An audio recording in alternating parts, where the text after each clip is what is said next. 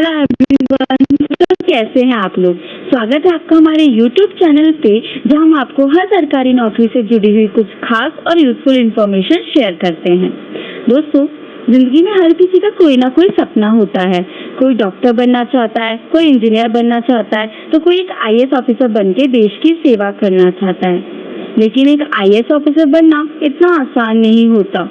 इसके लिए आपको हार्ड वर्क के साथ साथ स्मार्ट स्टडी भी करनी होती है। साथ ही आपको ये भी पता होना चाहिए कि आपको 10th या 12th के बाद में किस तरीके से स्टडी करनी है।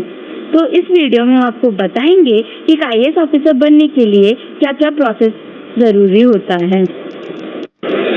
अगर आपको एक IAS ऑफिसर बनना है तो इसके लिए आपको सबसे पहले 12th पास करनी होगी।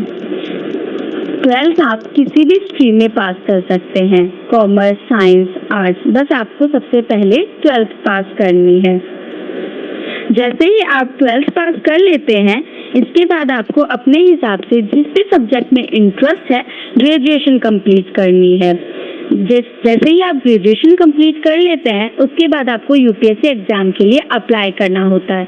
बिना ग्रेजुएशन कंप्लीट किए आप UPSC एग्जाम के लिए अप्लाई नहीं कर सकते। जैसे आप UPSC एग्जाम के लिए अप्लाई कर देते हैं, आपको 3 एग्जाम क्लियर करने होते हैं।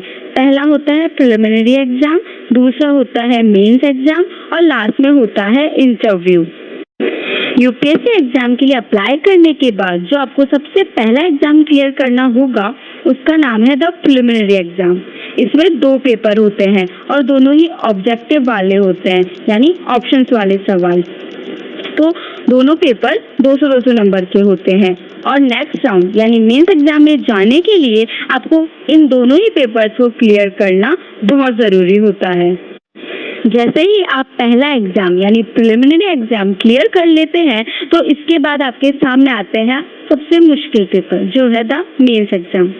इसमें टोटल 9 पेपर होते हैं जो रिटर्न होते हैं। क्योंकि मेंस एग्जाम रिटर्न में होते हैं, इसलिए बहुत स्कोरिंग भी होता है और UPSC के एग्जाम में टॉप करने के लिए ये बहुत अच्छा ऑप्शन होता है। इसके लिए आपको अपनी राइटिंग स्पीड भी अच्छी करने की जरूरत होती है।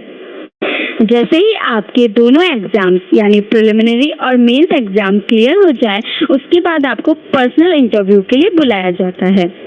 IAS एग्जाम के लिए इंटरव्यू 45 मिनट का होता है, तो आपको इंटरव्यू क्लियर करना होगा। यहाँ पे कई इंटरव्यू लेने वाले पैनल होते हैं जो आपसे काफी ट्रिकी और मुश्किल सवाल पूछते हैं। आपको इसके लिए भी तैयार रहना होगा। और जैसे ही आप इंटरव्यू राउंड क्लियर कर लेते हैं, फिर आप एक IAS ऑफिसर बन पाते हैं।